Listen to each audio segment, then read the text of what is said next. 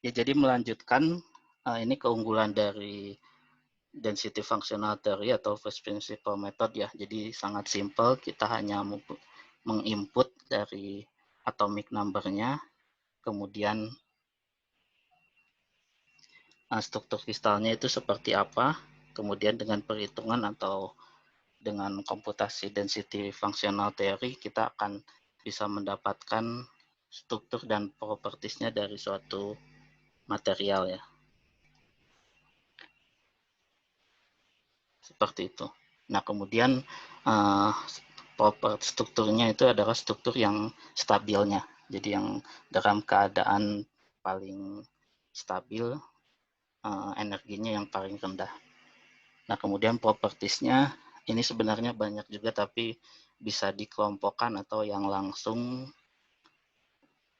Ini yang paling utama kita menghitung energinya ya, energi dari strukturnya itu. Energinya, kemudian dari situ kita bisa menghitung propertiesnya, yaitu contohnya elastik konstan, konstanta elastiknya ya.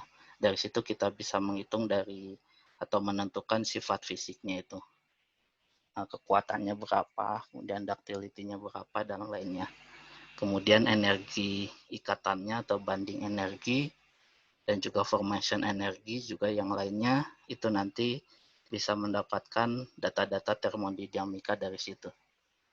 Kemudian ini energi barrier atau energi aktivasi ya, dari suatu reaksi terhadap waktu juga bisa.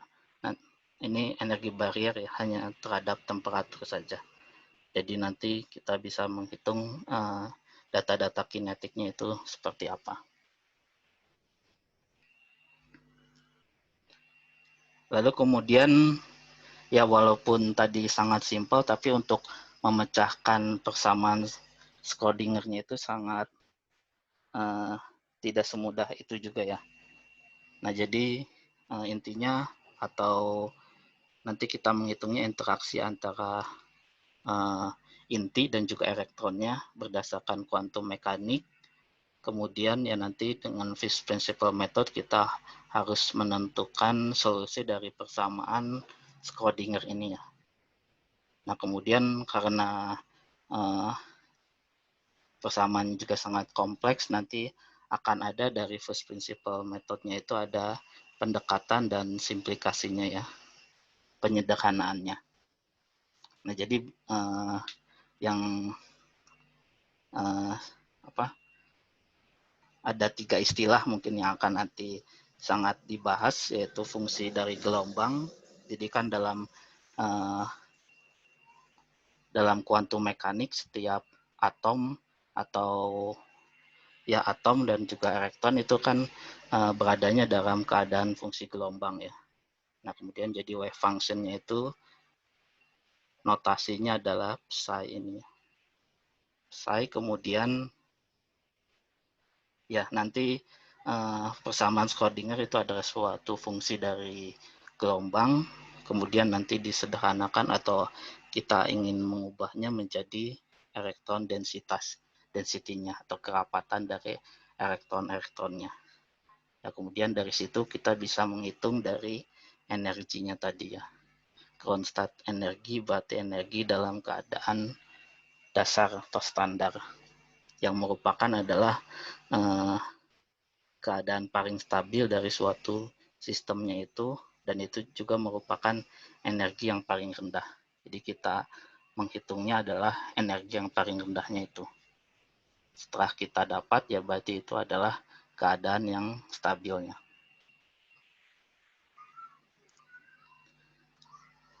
Nah, kemudian ini persamaan Schrödinger-nya ya. Jadi suatu fungsi gelombang ya, ini secara singkatnya adalah seperti ini ya. Jadi penulisannya adalah sangat sederhana. Jadi dia untuk menghitung persamaan fungsi gelombangnya tadi dengan operatornya Hamiltonian ya. Kemudian ini akan bergantung dengan kinetik dan juga potensialnya. Nah, kemudian energi nanti akan menghasilkan suatu nilai energi yang merupakan fungsi dari gelombang tadi. Nah, sebenarnya pada awalnya persamaannya dia bergantung terhadap waktu juga ya, seperti ini. Nah, tapi kita bisa melakukan simplikasi karena ini bisa dipisahkan ya antara posisi ataupun juga density-nya dan juga waktunya. Nah, jadi kita untuk menyederhanakannya dia merupakan fungsi yang tidak bergantung terhadap waktu. Nah, jadi ini persamaan Schrödinger-nya. Kemudian ya jika kita menuliskannya kan cukup simpel ya.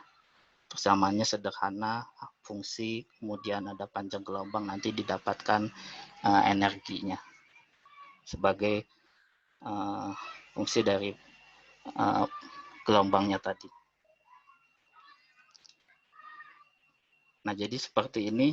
Jadi yang awalnya yang kita awalnya adalah fungsi gelombangnya ini, plane wave-nya itu, kemudian dengan suatu operatornya, operator Hamiltonian ya. Jadi kita bisa misalkan topi sulap ini, kemudian dengan operatornya adalah tangan dari pesulapnya, kemudian dengan perhitungannya nanti kita bisa dapatkan energinya ini.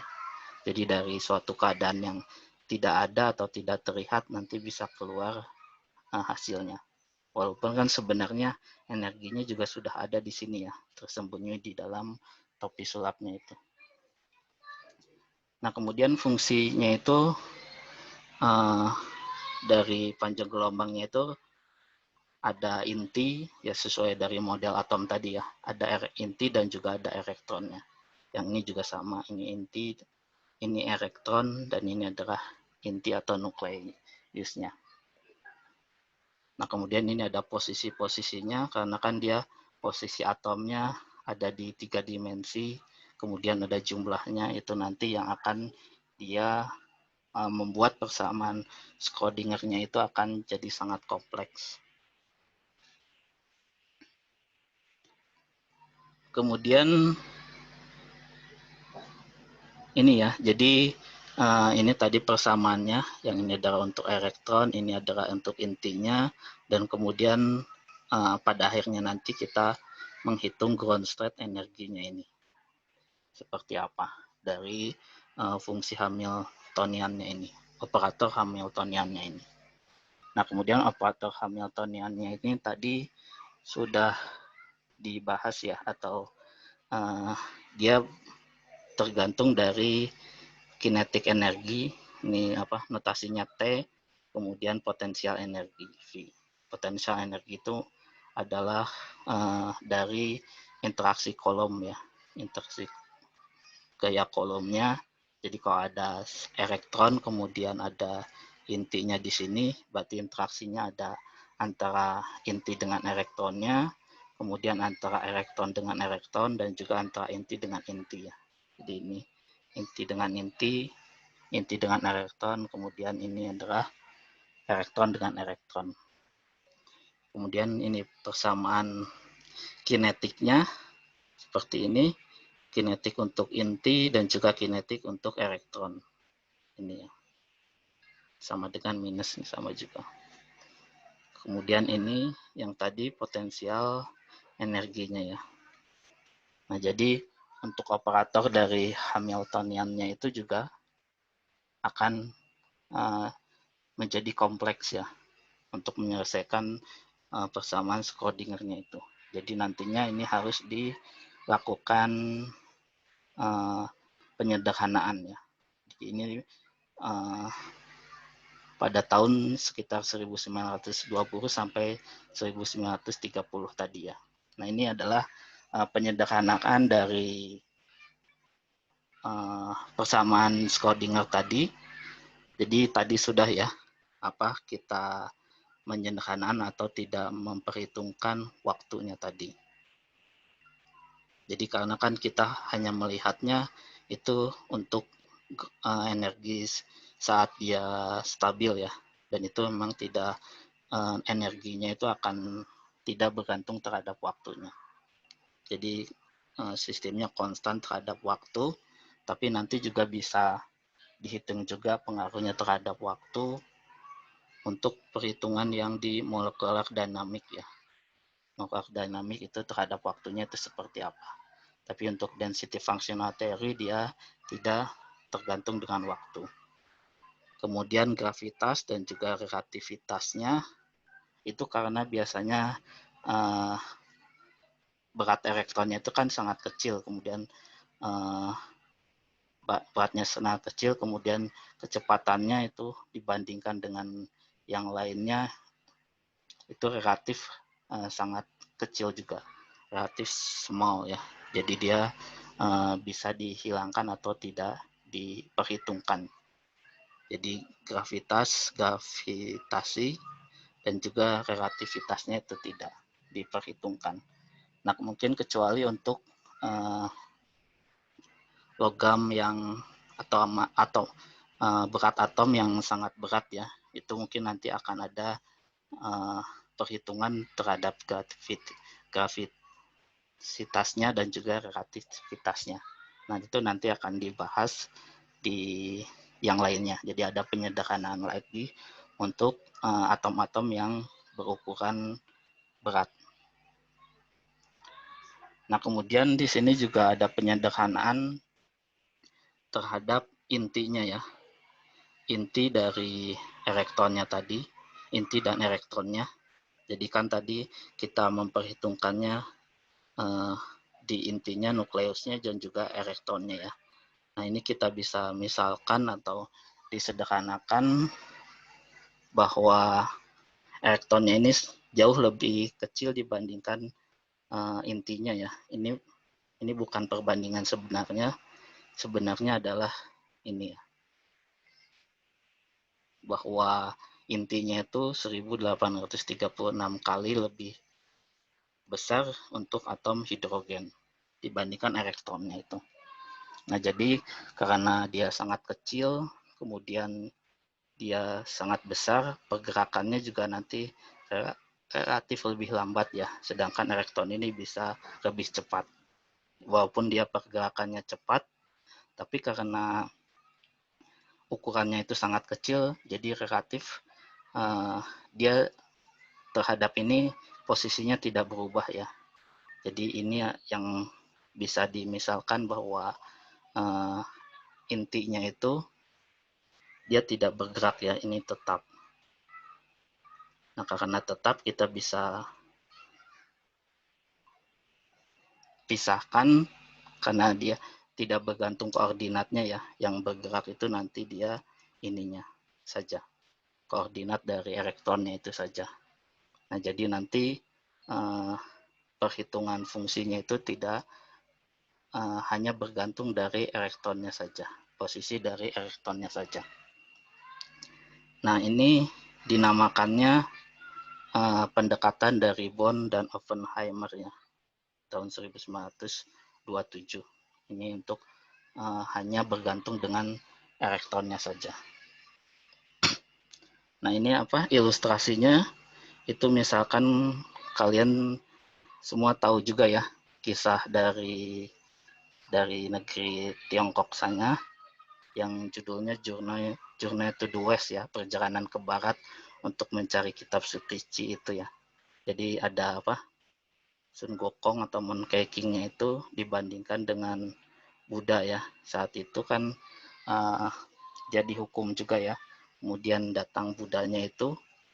Nah, itu kan ukuran dari Monkey King-nya atau Sun Gokong-nya itu adalah elektronnya. Dia kecil tapi walaupun dia pergerakannya juga cepat ya.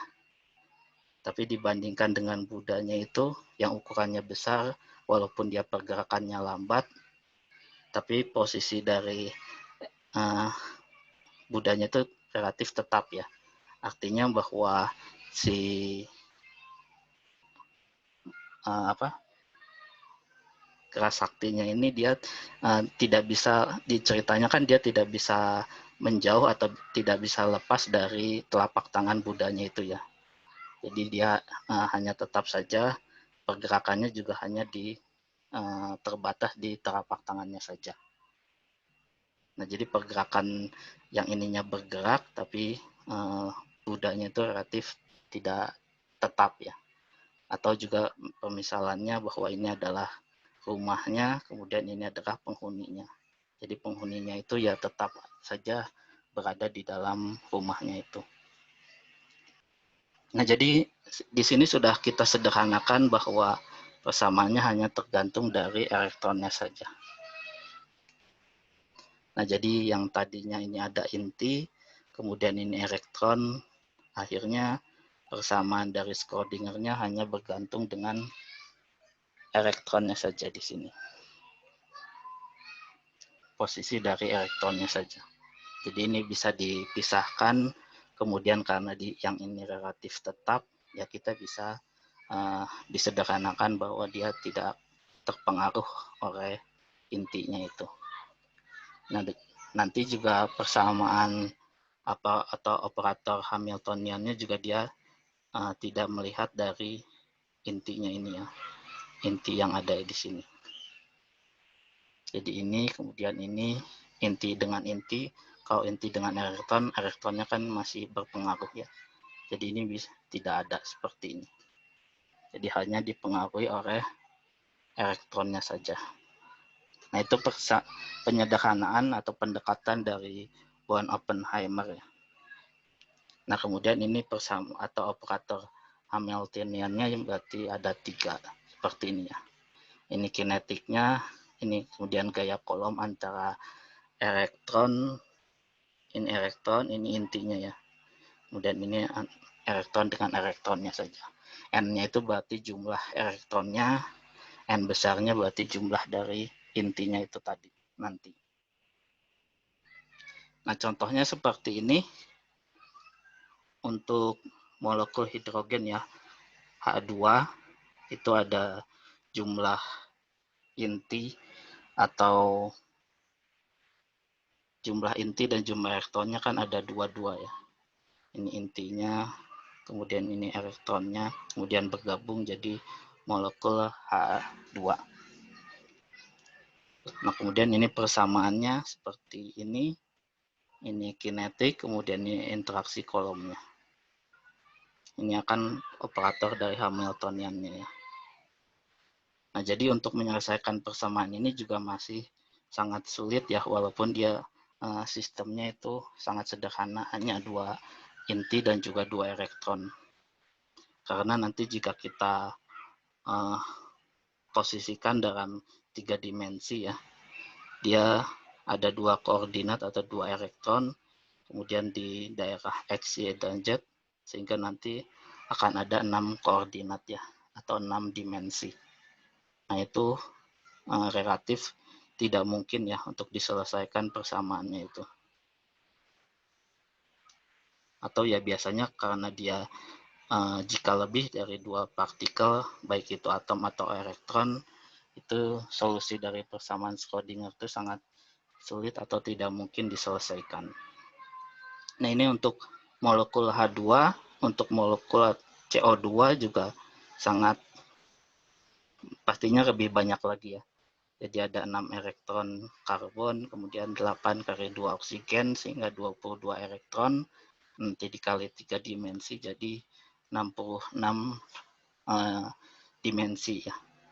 Nah, jadi untuk menyederhanakan atau menentukan solusi ini dengan penyederhanaan von Oppenheimer itu masih cukup menyulitkan ya. Nah, kemudian setelah itu ada penyederhanaan yang lain ya, yang namanya Hartree method, bahwa yang tadi kan ada banyak elektron ya, ada banyak elektron tadi kita bisa sederhanakan dengan hanya 1 elektron saja. Jadi dia artinya adalah dari fungsi gelombang ini nanti diubah atau menjadi fungsi elektron density ya. Jadi jika ini ada elektron, atom ya, ada banyak elektron, untuk penyederhanaan Hartree ini, elektron ini dalam keadaan satu ya, yaitu dinamakannya elektron density. Jadi densitas elektronnya di sekitar intinya itu tadi. Jadi untuk sejumlah sistem elektron dia hanya satu saja ya. Jadi hanya satu saja sebagai medan di sini.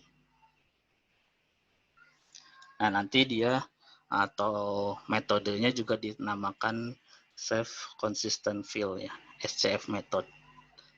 Jadi SCF method ya nanti juga istilahnya adalah ini artinya untuk mencari energi ground state-nya ya. Ground state energinya. Jadi di software Burai itu ya dia menghitungnya untuk mencari ground state energinya adalah menghitung SCF-nya. Apakah dia konsisten atau tidak. Nah, kemudian ya ini operator Hamilton ini jadi seperti ini ya. Ini kinetiknya, kemudian ada eksternalnya, ada itu merupakan interaksi antara elektron dengan nukleinnya hanya satu. Kemudian ada tambahannya yaitu adalah potensial Hartree-nya ya. Jadi ini langsung interaksinya antara elektron dengan densitas elektronnya itu. Jadi dalam satu kesatuan. Nah, jadi ini fungsi dari gelombangnya. Jadi hanya satu elektronnya saja. Jadi secara praktisnya walaupun seperti itu ya dia masih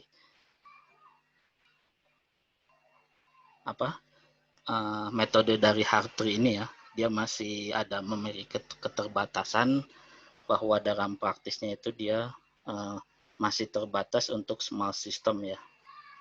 Jadi hanya 10 atom saja. Jadi ini metode ini terbatas untuk 10 atom saja. Kalau hanya 10 atom kan dia tidak terlalu praktis ya, atau tidak terlalu berguna untuk material.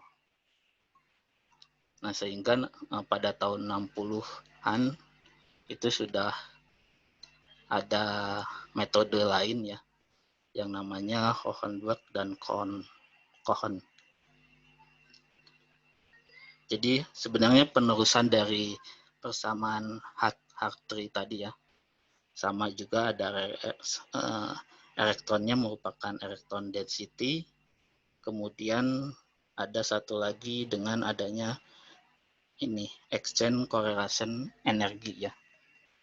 Ini XC itu exchange correlation, jadi suatu fungsi yang sebenarnya dia tidak diketahui ya. Ini pendekatannya. Pendekatan dari metode Hohenberg dan Cohen ini. Jadi dia bisa menemukan link ya atau hubungan antara elektron density tadi, kemudian eksternal energinya yang di persamaan Hartree itu, dan juga fungsi dari Hamiltoniannya. Nah, jadi intinya untuk mencari seperti ini ya. Jadi ini kita ingin mencari ground state energinya. Kemudian ini adalah variasi dari prinsipnya tadinya. Ada variasi-variasinya termasuk exchange correlation-nya. Nah, kemudian kita coba satu-satu exchange correlation-nya atau di sini sebutnya variation principle-nya ya. Kemudian sampai kita menemukan dari ground state energinya. Jadi kita coba satu-satu, kita tidak tahu di mana posisi dari ground state energinya. Dari sini bergerak ke sana atau dicoba lagi, tapi kita sudah tahu bahwa pasti ada ground state energinya. Seperti itu mungkin ilustrasinya. Nah, kemudian setelah itu juga setahun berikutnya diperbaiki atau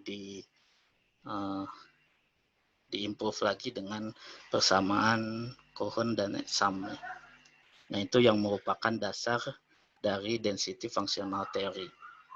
Atau ini bisa juga sering disebutnya KS ya, KS method.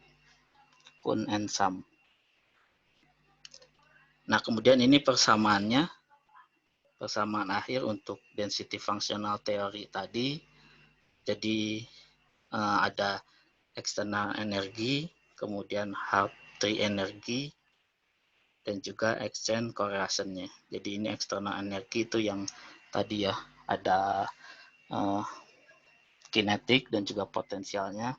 Kemudian ini juga dia meneruskan dari metode Hartree yang dia bergantung dari satu elektron sebagai densitas elektronnya. Dan ini dua ini adalah merupakan fungsi atau energi yang bisa dihitung atau diketahui ya. Nah kemudian untuk ada tambahannya, yaitu untuk dia bisa menghubungkan ini terhadap energinya.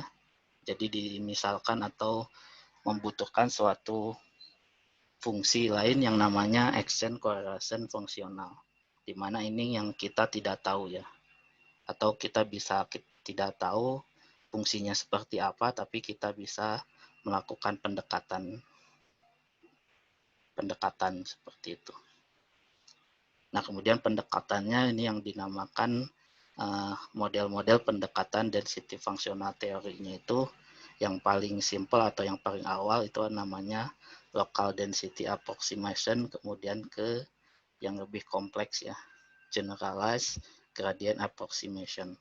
Kemudian nanti semakin lama akan banyak fungsi dari exchange correlation-nya itu. Nah jadi untuk perhitungan density functional theory ya kita harus memilih exchange correlation, fungsi exchange correlation yang kita gunakan itu yang mana gitu, apakah LDA, GGA atau yang lainnya.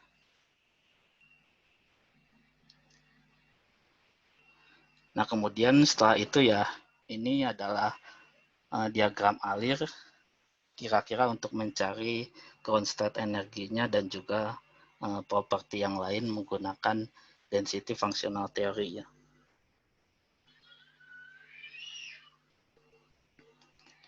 Nah kemudian ya ini persamaannya. Kemudian intinya adalah saat kita mencari solusi atau mencari energi di sini ya, energi yang bukan fungsi dari densitas elektron, itu kita coba satu nilai dari elektronnya, fungsi dari elektronnya, kemudian exchange correlation fungsionalnya seperti apa. Jadi kita coba satu nilai yang ya ini namanya nanti iterasinya ya. Iterasi pertama, kemudian nanti iterasi kedua, dan iterasi ketiga. Ini exchange correlation-nya adalah yang kita pilih apakah LDA dan GGA. Kemudian dari situ kita hitung dari Hartree antara hubungan antara Kun and Sum-nya ya. Kemudian dari situ kita bisa hitung atau nilai yang baru ya, nilai yang baru ini. Nilai elektron, densitas dari elektron yang baru, kemudian dari sini dibandingkan dengan percobaan yang pertama ini.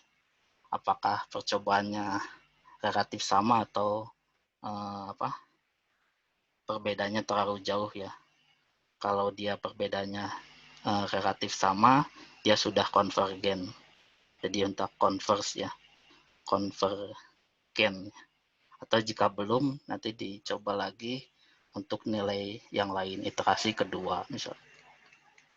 Terus kemudian ya seperti itu. Kalau dia sudah konvergen, berarti dia sudah kita dapatkan nilai dari ground state energinya. Nah kemudian setelah itu ya dari ground state energinya kita update posisi dari ionnya ya. Ini sebenarnya ya sebenarnya di sini sudah untuk SCF sudah sampai sini ya. Ground state energinya sudah sampai sini. Yang ini adalah untuk mengupdate atau mengoptimasi dari geometrinya ya. Optimasi struktur kristalnya. Jadi struktur kristalnya tidak berubah. Kalau di sini kan tidak berubah. Tapi yang di sini diupdate ya. berdasarkan ini kemudian dihitung lagi struktur kristal yang lain, nanti didapatkan energi dan juga properti energi yang lainnya. Nah, jadi ini yang minggu kemarin mungkin sudah sedikit diperlihatkan ya, menghitung SCF-nya untuk di software Burai, density functional theory-nya menggunakan software Quantum Espresso tadi. Jadi ini iterasi pertama, kemudian ini iterasi kedua, ketiga, dan keempat. Nah, ini konvergensinya tadi ya, kita bisa tentukan nilai konvergensinya berapa gitu ya. Nanti ya ini dari standarnya ya biasanya sangat kecil ya, sudah sangat kecil dia sudah konvergens, berarti ini adalah SCF-nya itu, energi dalam keadaan dasarnya. Nah, bisa juga kan tergantung strukturnya dan juga perhitungannya, kadang bisa juga seperti ini, dia turun kemudian naik, kemudian turun lagi, dan seperti ini ya. Nah, ini juga sama juga mungkin di sini ada iterasinya yang mengakibatkan dia tinggi kemudian dia turun. Dan saat dia sudah mencapai di sini dia sudah konvergen. Nah, kemudian yang tidak konvergen atau divergen itu dia akan seperti ini ya. Jadi dia naik. Nah, jadi di sini ya perhitungan atau ada dia tidak konvergen gitu perhitungannya. Nah, jadi itu di prinsip dari softwarenya ya. Jadi menghitung konvergi SCF-nya itu sebenarnya dari apa? Dari iterasi dari persamaan hubungan ini ya, Kuhn dan Sum approach. Kemudian dari situ yaitu dia pasti tergantung dari exchange correlation fungsional yang digunakan. Jadi nanti biasanya total energi yang ini ya harus ada data exchange correlation yang digunakannya itu apa gitu. Jadi harus dicantumkan apakah dia LDA atau GGA.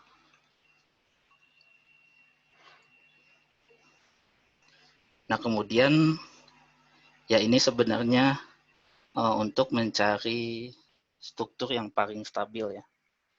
Jadi dari ini energi ground state-nya itu ya sebenarnya kita bisa lakukan optimasi strukturnya dari softwarenya, atau kita juga bisa melakukan optimasinya dengan mengplot kurva antara ini ground state energi tadi, SCF-nya tadi, terhadap volume atau laktis parameternya ya. Jadi misalkan ini kan struktur kristal FCC, kemudian kan di softwarenya juga nanti akan ada laktis parameternya ya, antara ini dengan atom ini atau ya kubusnya biasanya, kubus ini kubiknya itu ukurannya berapa, nanti berarti FCC berarti A pangkat 3 seperti itu. Nah, tapi kan jika kita tidak tahu berapa laktis parameter yang untuk struktur ini, atom Al atau apa ya, itu ya kita bisa coba berapa laktis parameternya, kemudian dihitung total energinya seperti ini. Jadi kita plot ini di sini berapa, nanti yang kita dapatkan di sini yang energi yang paling rendahnya itu adalah laktis parameternya itu. Ya ini tinggal dibagi akar 3 nanti dapat laktis parameternya. Jadi itu adalah energinya. Ya nanti ini untuk melihat dia akurat atau sama atau tidak ya bisa dibandingkan nilainya ini dengan nilai laktis parameternya itu dengan percobaan. Ada di data di internet juga banyak. Ya, nah kemudian ya untuk ada titik-titik ini untuk memplot persamaan garisnya juga kan untuk mencari energi minimumnya ya ini juga harus ada persamaan atau melakukan pendekatan matematik ya. Jadi untuk mencari persamaan dari garisnya ini pendekatan matematik ya nanti ya sebenarnya bisa secara mudah didapatkan ya, kode dari programnya juga bisa. Jadi kita tinggal memasukkan volume terhadap energinya saja. Nah, kemudian sebenarnya yang lainnya juga kita harus convergence ya, tapi ini nanti akan dibahas di pertemuan selanjutnya ya, dan juga untuk nanti praktikumnya nanti seperti apa. Jadi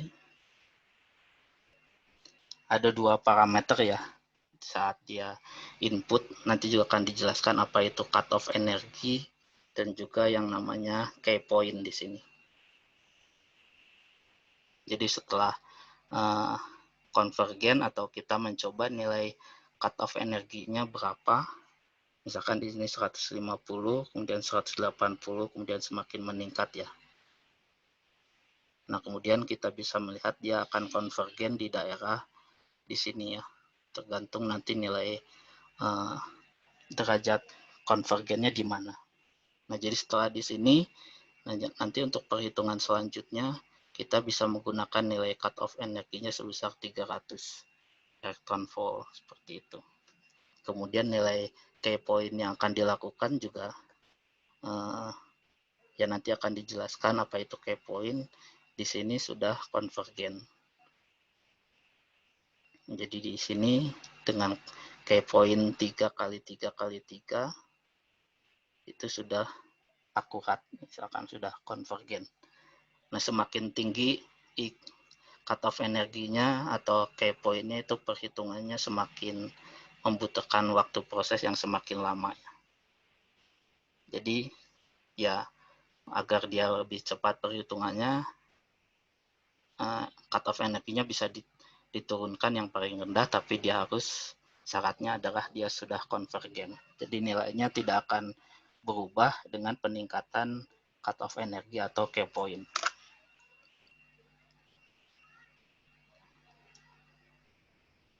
Jika ada pertanyaan silahkan saja ya ditanyakan, dipotong saja. Nah, jadi itu tes konvergensinya. Kemudian ini setelah kita mendapatkan total energi tadi, kita juga bisa mendapatkan nilai-nilai properti yang lain ya. Jadi setelah kita dapatkan total energi dari suatu sistem atau suatu kristal, lattice parameternya, kemudian properti-properti yang lain juga bisa didapatkan. Contohnya struktur yang stabilnya tadi ya, dalam keadaan ground state energinya, sehingga nanti bisa dilihat apakah pada ini ground state energi itu pada standarnya di 0 Kelvin ya, jadi absolute zero. Jadi pada saat keadaan temperatur ini, apakah struktur yang stabilnya adalah FCC atau HCP. Itu dilihat dari mana yang energinya lebih rendah. Kemudian saat ditambahkan unsur misalkan Ni ya, Ni itu kan pembentuk austenite, berarti nanti saat ditambahkan Ni juga sama, kalau strukturnya HCP ditambahkan Ni, itu mana yang paling stabil. Nah, ternyata dengan ditambahkan Ni itu strukturnya akan yang stabilnya adalah di FCC. Nah, makanya Ni itu adalah sebagai unsur pemadu untuk penguat fasa austenite. Untuk melihat mengapa Ni menjadi seperti itu, ini juga bisa dianalisis dari struktur elektroniknya tadi nanti ya. Jadi dari density of state-nya itu bisa dianalisis mengapa seperti itu. Tapi kan penjelasannya hanya dari teoretik ya, dari densitas elektronnya itu seperti apa. Jadi perubahan saat ditambahkan nikel ke dalam strukturnya itu akan seperti bagaimana. Densitasnya akan naik atau turun seperti itu. Nah, kemudian ini panjang ikatan ya untuk molekul, misalkan ikatannya akan seperti apa, panjangnya itu juga otomatis ada datanya di outputnya ya. Tapi itu yang output untuk setiap-tiap energi. Tapi ini yang diambilnya adalah saat dia sudah paling rendah energinya. Nah, kemudian dari situ juga bisa energi kohesifnya, kemudian bak modulusnya ya untuk sifat propertinya nanti. Kemudian selain itu juga energi permukaan dan juga energi dari defect ya. Defectnya pembentukan defect, misalkan ada vakansi, kalau grand boundary itu terlalu besar, vakansi, substitusi, sebenarnya vakansi ya. Dan vakansi itu kan untuk di material itu menentukan properti dari elektroniknya dan juga magnetiknya juga. Kemudian untuk padion logam bisa juga defectnya stacking fall energinya, kemudian anti-phase boundary energinya. Seperti itu. Untuk di logam ya. Nah, kemudian ini rumus untuk menghitung bak modulus, kemudian pressure-nya,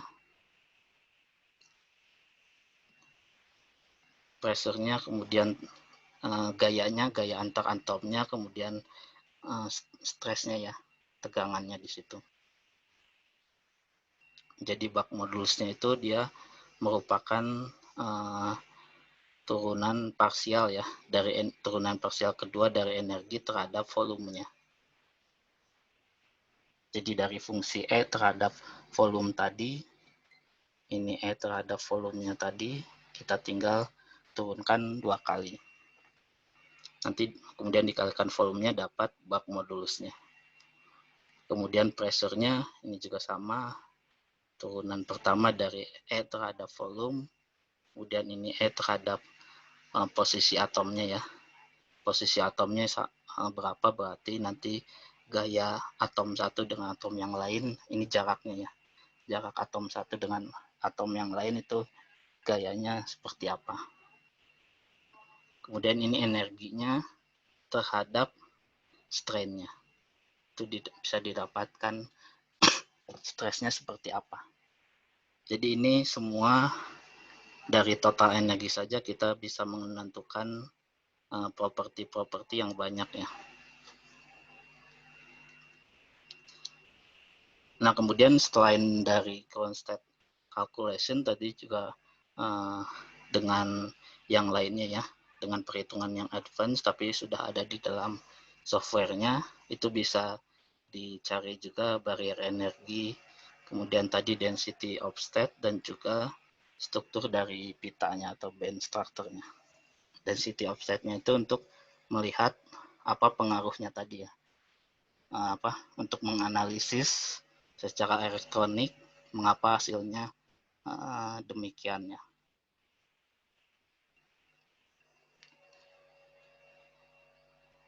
Ya, jadi seperti itu. Selain dari situ juga ya, ini contoh yang tadi ya, bak modulus tadi seperti ini. Jadi di sini kita harus tahu dulu persamaan dari ininya. Persamaan E terhadap volumenya itu kita harus tahu dulu, kemudian kita bisa tahu ininya. Dan juga ada pendekatan secara matematiknya ya. Di sini disebutkan Burke equation fit-nya itu seperti apa. Jadi dari situ kita bisa dapatkan nilai A-nya di sini ya. Dan juga otomatis bak modulusnya ya, yaitu turunan keduanya itu dalam GPA.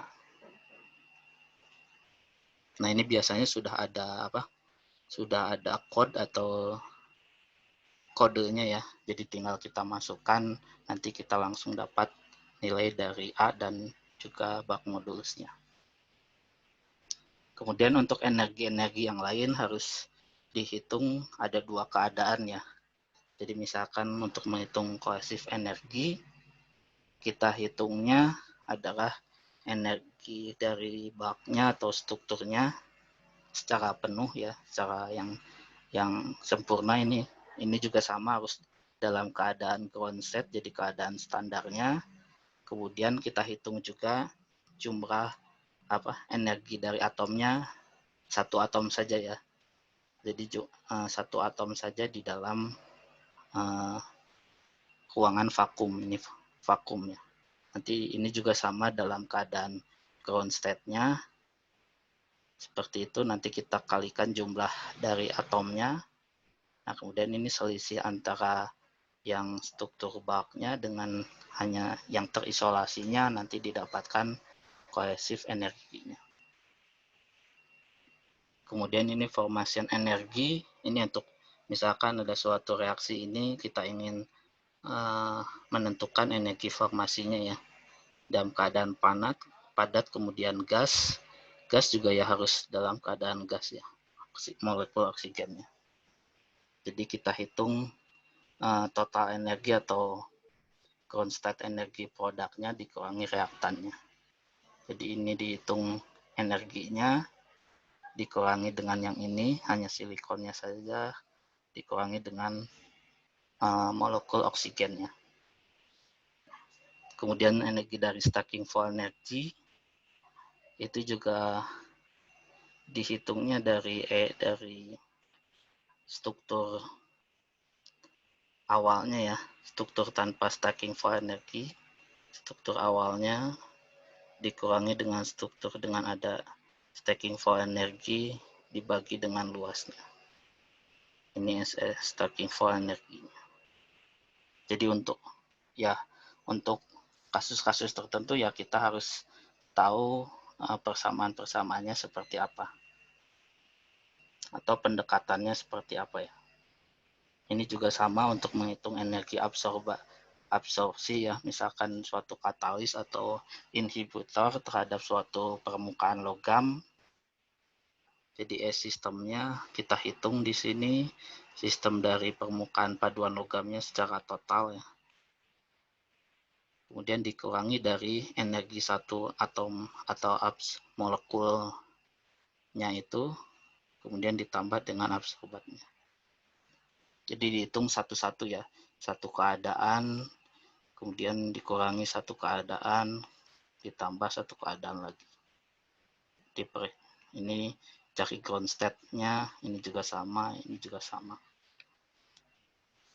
Surface energi juga sama perhitungannya ya. Jadi energi satu slabnya ini dikurangi dengan energi dalam satu unit selnya saja ya. Jadi satu unit sel berarti dalam FCC saja seperti ini. Di ini slabnya berarti yang banyak ya, surface-nya. Biasanya juga ada vakumnya, ini nanti akan dijelaskan lebih lanjutnya. Areanya adalah area di sini, permukaan surface-nya itu berarti di situ. Luasnya berapa? Ini juga kan saat dia optimasi geometrinya atau saat dia energinya ground state, ini juga kan posisi atom-atomnya juga akan berubah ya. Jadi areanya juga akan mungkin sedikit berubah. Nah, kemudian ini density of state-nya ini biasanya sudah langsung diketahui ya. Jadi ini simple, bisa langsung diketahui selain dari total energinya itu dari software-nya. Tapi walaupun simple itu memuat banyak data ya. Dari sini data-datanya, ini density of state-nya ini adalah Fermi energinya, nanti akan dijelaskan ini hubungannya atau sifat-sifat dari elektronnya ya, state elektronnya itu ya, ini dalam keadaan up and down juga yang lain. Masih itu ya.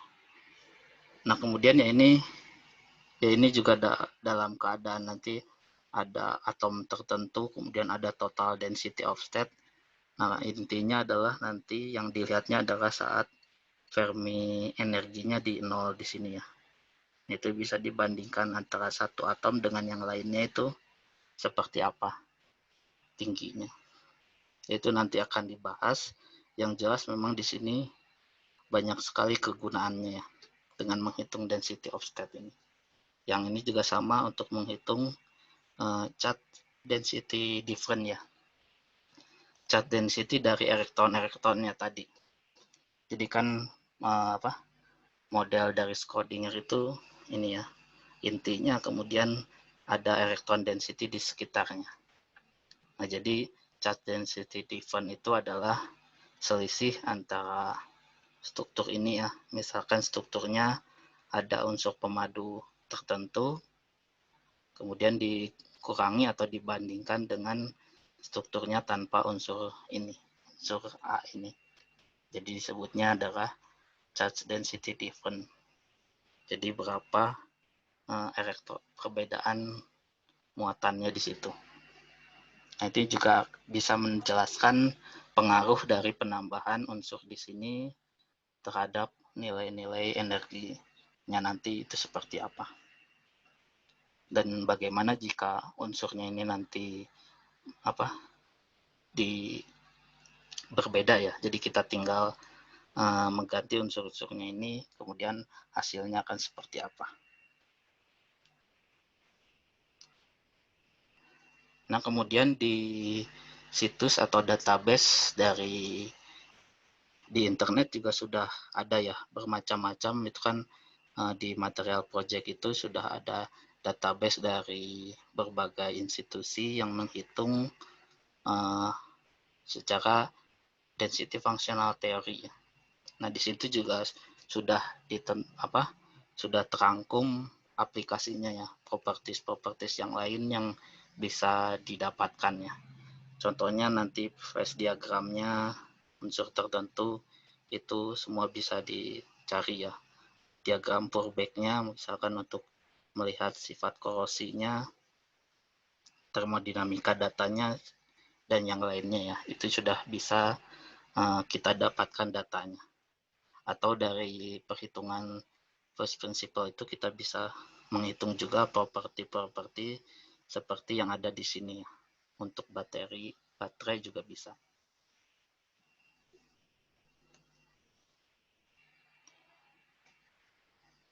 Nah, kemudian ini adakah keunggulannya atau pengembangan dari density functional theory ya.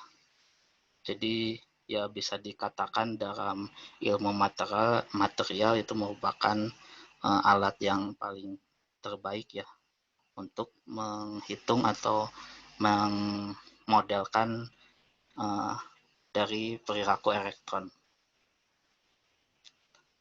Nah, kemudian sebenarnya kan tadi, sebenarnya lupa juga ya, jadi dari awal saat kita penyederhanaan tadi, itu spinnya itu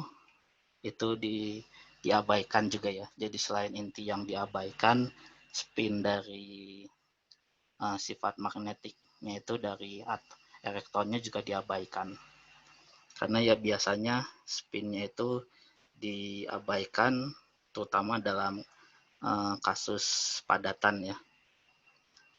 Padatan kemudian ya ini dimisalkan biasanya kan untuk sifat magnetik kan ada spin up kemudian spin down ya, dari teori model atom juga sama. Nah, ini diabaikan berarti spin up dan spin down-nya itu rata-ratanya dibagi dua.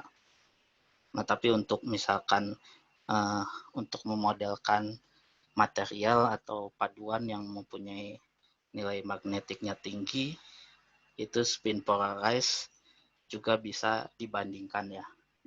Ya harus dihitung juga. Harus dihitung kemudian nanti bisa dibandingkan apakah tanpa spin polarized juga sudah konvergen atau tidak. Nah, jadi ya DFT juga bisa untuk menghitung adanya spin ya. Ada spin up dan juga spin down. Tapi konsekuensinya nanti perhitungannya atau waktu dan juga ya kemampuannya harus 2 kali dibandingkan menghitungnya tanpa spin ya. Non-spin polarized.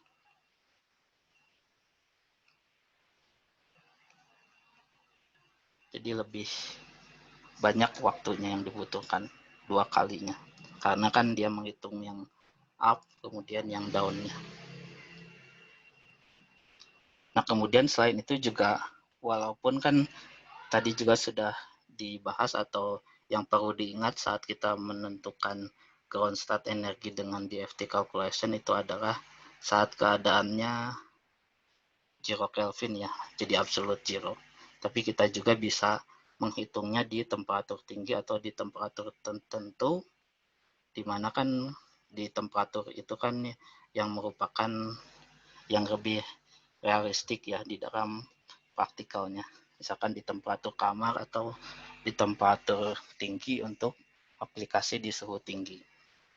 Nah, jadi di perhitungan atau teori density functional theory juga sudah ada. Jadi untuk menghitung pengaruh temperaturnya ya. Jadi intinya kan jika atom-atom tadi dinaikkan temperaturnya pasti kan vibrasinya akan lebih tinggi ya. Atom-atomnya itu akan bergeraknya itu lebih mobile seperti itu. Itu nanti perhitungannya kan pasti akan lebih sulit lagi karena mau terlalu mobile ya. Nah itu nanti pengaruh dari vibrasinya itu akan sangat tinggi ya. Nah untuk menghitung pengaruh dari vibrasi atomnya itu kalau di dalam keadaan ground state kan vibrasinya cenderung tidak terlalu tinggi ya. Dia hanya bervibrasi untuk mencari keadaan yang paling stabil. Tapi kalau di temperatur tinggi ya perhitungannya nanti itu disebutnya dengan fononnya. Fonon calculation. Nah mungkin minggu kemarin di Burai itu sebenarnya ada fonon juga ya, tapi ternyata fonon di Burai itu tidak bisa ya, masih belum ada platformnya. Jadi Burai ini tidak bisa untuk menghitung di temperatur tinggi. Tapi Quantum Espresso kan Burai hanya grafik user interface-nya ya. Tapi dengan program yang aslinya yaitu Quantum Espresso itu bisa menghitung di temperatur tinggi. Jadi software dari DFT seperti FAST, kemudian AB Initio, Quantum Espresso, Castep, kemudian yang lainnya juga sudah menyediakan untuk perhitungan fononnya nanti ya. Fonon density of state, kemudian nanti perhitungannya dengan harmonic approximation. Nah, nanti mungkin juga akan dibahas ya sedikit juga seperti apa untuk perhitungannya di temperatur tinggi ya, menghitung energi di temperatur tinggi. Nah, kemudian ini adalah batasannya, limitasi yang paling sederhana itu seperti apa. Jadi sebelum ke limitasi ya kita harus tahu dulu pendekatan-pendekatannya atau aproksimasinya dari density functional theory yang tadi sudah dibahas ya. Jadi apa saja pendekatannya, ya berarti apa saja yang disederhanakannya. Misalkan Born-Oppenheim approximation, kemudian dia relativitasnya juga non-relativitas ya, kecuali mungkin nanti untuk atom-atom yang berukurannya berat ya, masanya sangat berat. Kemudian densitas elektronnya, aproksimasinya, kemudian menjadi satu elektron, kemudian ini untuk mencari KS Kun and Sum itu menggunakan single slider determination, kemudian ini yang paling pentingnya adalah pendekatan dari exchange correlation energinya ya. Yang ini kan sebenarnya ini adalah pendekatannya ya, tergantung exchange correlation yang digunakannya seperti apa. Nah itu dari segi perhitungan yang sudah dibahas. Nah nanti juga akan dibahas ini aproksimasi atau pendekatannya. Jadi supercell, kemudian periodic boundary condition-nya, kemudian nanti ada pseudo potensialnya, ini cut off energi ya. Jadi tergantung cut off energi yang digunakan, apakah dia sudah konvergen atau tidak, kemudian key point-nya. Nah tapi walaupun dia sudah banyak, kalau kita mengikuti prosedurnya dengan tepat ya, prosedurnya kita ikuti sesuai dengan standar yang digunakan, yaitu kita bisa mendapatkan perhitungan yang akurat ya. Jadi sesuai dengan standar, kemudian akurasinya nanti bisa dibandingkan dengan percobaan. seperti itu. Jadi sesuai standar dia sudah benar. Nah, kemudian untuk limitasi atau error yang paling sering terjadi itu saat pemilihan dari exchange fungsionalnya ya. Jadi ya ini biasanya walaupun perhitungan dengan simplikasi ini sudah bagus ya.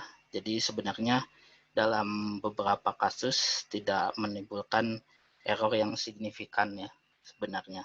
Tapi errornya itu kebanyakan terjadinya adalah saat pemilihan exchange correlation fungsionalnya di sini. Apakah itu LDA, GGA untuk kasus-kasus tertentu yang cocok yang mana seperti itu. Jadi kadang di paper atau saat perhitungan dia membandingkan untuk exchange correlation LDA berapa nilainya, GGA berapa nilainya, kemudian nanti dibandingkan dengan eksperimen berapa. Nah, jadi mana yang lebih cocoknya. Nah, nanti saat kalian misalkan membaca papernya itu, ternyata yang cocoknya LDA berarti ya kita langsung menggunakan saja LDA. Tidak perlu menggunakan yang lainnya lagi. Karena kan sudah ada sumbernya. Ya, mungkin materi dari sini sudah cukup ya. Di materi modul minggu keempat itu tentang first principle atau ab initio density functional theory. Untuk molekular dinamik mungkin minggu depan ya. Nanti juga first principle karena ini akan dimulai untuk praktikum nanti ya, first principle di FT ini. Jadi kalian seharusnya sudah mengerti konsep dasar dari perhitungannya, kemudian fungsi yang bisa dihasilkan dari perhitungan density functional theory, kemudian batasannya atau tadi errornya itu ya, dari exchange correlation fungsionalnya. Baik, saya cukupkan.